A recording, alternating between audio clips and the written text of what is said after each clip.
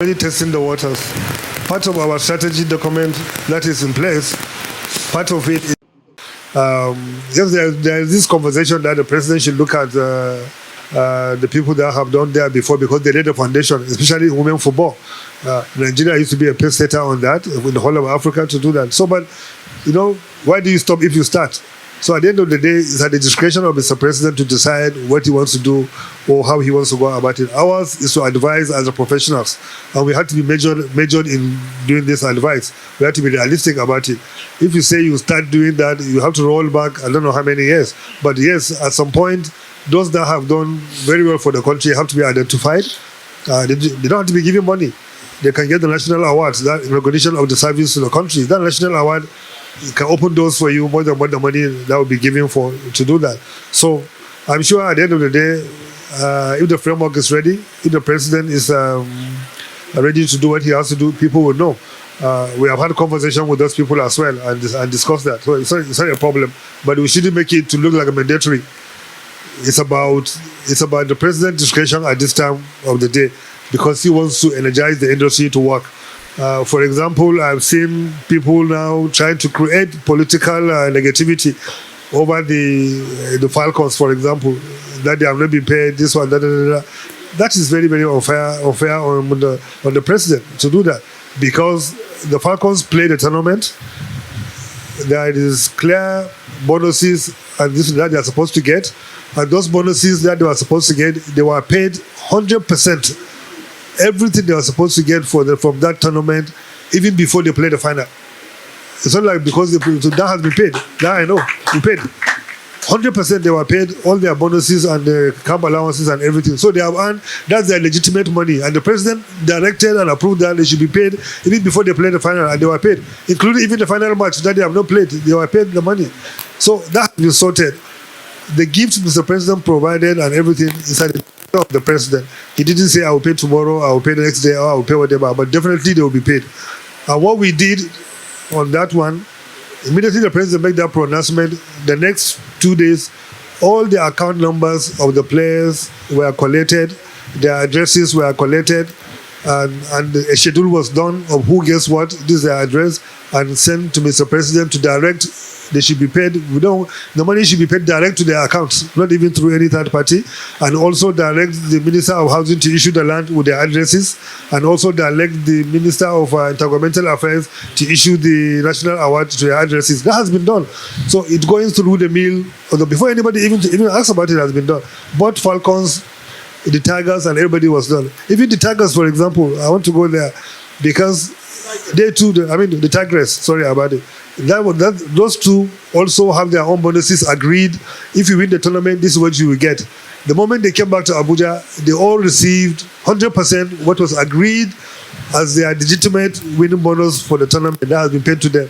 Whatever president is paying to them is the bonus that the president, at his own discretion, gave them. So people should not go and start making it look like something that is this president will not allow this to go beyond what is necessary. The process will have to follow, because even if, for example, people now know that the president just say they should be paid money today and the next day they carry money and give them, people should be worried because there has to be process, there has to be documentation, or there has to be records. Otherwise, what kind of government are we running? That they will just say pay 100,000 the next day, carry 100,000 and get them from where? There has to be a process where collect the accounts, do the process, go to Minister of Finance, go to audit, go into the list of vouchers, so there will be records of who gets what and everything. That's how government is run. People should not. I've just digressed to make that provision because about the awards issue here about been like that before. So it shows we have being intentional about it to support what we are doing. And in doing that, we have now engaged clearly with the Federal Ministry of Education. If you have been following what we are doing, we have signed an MOU, myself and the Minister of Education, to bring back school sports the way it used to be. And we have set up a technical committee.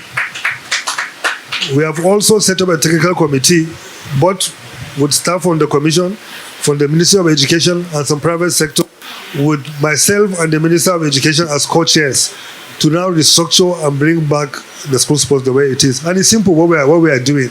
What we are saying is that going forward, to get school sports to work, we have to have what we call centers of excellence across all levels of education.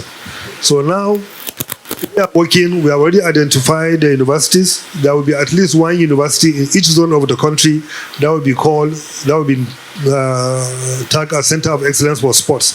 So in that university, we will now work with the private sector, with the government, to put the infrastructure, to put the coaches, to put everything.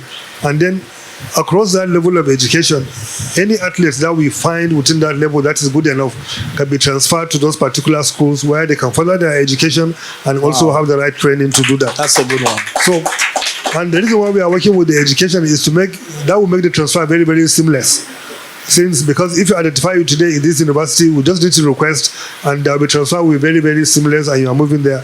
I've had the honor to address all the vice chancellors, to address all the rectors and the polytechnics provosts and provosts of the College of Education and rectors to align them to this level. And then that's at the tertiary level. At the secondary school level, we are also working out to create at least one center of excellence in each state. We will work with the unity schools to start with. It will be the same concept.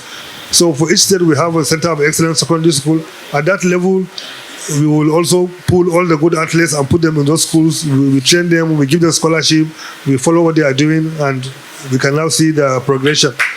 And the same thing, we are already engaging with the state governments to also have at least, there should be one primary school in each local government. That will be a center of excellence for sports.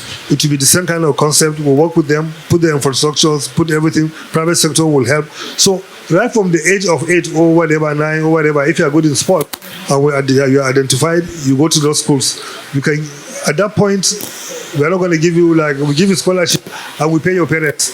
Because if a parent knows that at that age, if my child is good, can get money for me, every parent will encourage their kids to play sports, to do that. So you can see from the primary school, secondary school, university, there's a pathway that your education is not being compromised and your sports potentials is also not being compromised.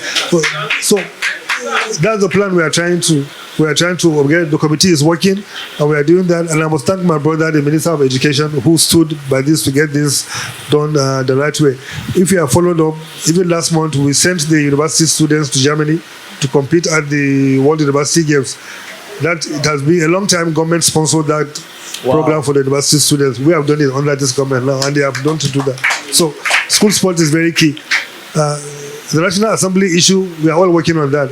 That's why we say we are intentional and deliberate about it. There are so many legislations that we are working on with the National Assembly that we can bring forward that will now provide the incentives for the private sector to do what you are saying they should do and also to do even more.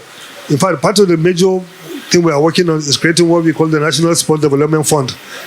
That fund will pool resources and bring resources outside what the government could do that can fund sports, fund infrastructure, fund maintenance and everything. So all that is being worked. The National Assembly are already working very hard on that. And yes, I was privileged many years ago, 20 years ago, to consult for the National Assembly on even drafting the National Sport Commission law. So I know how to go about that. We know how to go about doing that, and definitely will be brilliant at the end of the day. But we have to be cautious about it. Make sure that you think through it. Whatever you are putting on the table should be something that will be sustainable, not just thinking for the now. No, for the now, for the tomorrow, and for the future. That's what we are trying to work on. Thank you. Amazing. This room is melting of talents, sports professionals, entrepreneurs. In a moment to express profound gratitude to those who made this possible. To His Excellency. Now let's talk about why we are here. The Nest isn't just a venue, it's a very intellectual growth, among other initiatives. We are building a community and drive progress. We will discuss strategies to elevate Nigerian sports from grassroots pitches to... speaking of Malam Shehu Diko, did I mention the rumor that he once tried to dribble? Absolutely. I still have so much, but I have to open the floor for the audience. But before I do that, it's all part of the vision, and we have